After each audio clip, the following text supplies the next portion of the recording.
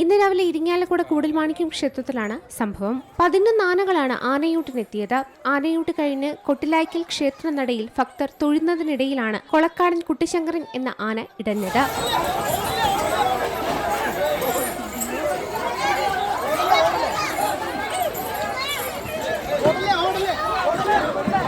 ഇടഞ്ഞ ആന സമീപത്തുണ്ടായിരുന്ന അമ്പാടി മഹാദേവൻ എന്ന ആനയെ കുത്താൻ ശ്രമിക്കുകയും കൊമ്പ് കോർക്കുകയും ചെയ്തു. പെട്ടെന്ന് തന്നെ മറ്റാനകളെ പാപ്പാന്മാർ സ്ഥലത്തു നിന്നും മാറ്റി. ആന ഇടഞ്ഞതോടെ പരിഭ്രാന്തരായി ഓടിയവരിൽ ചിലർക്ക് നിസാര പരിക്കേറ്റു. കൊളക്കാടൻ കുട്ടിശങ്കരന്റെ പുറത്തുണ്ടായിരുന്ന പാപ്പാന് താഴെ വീണ് പരിക്കുണ്ടായി.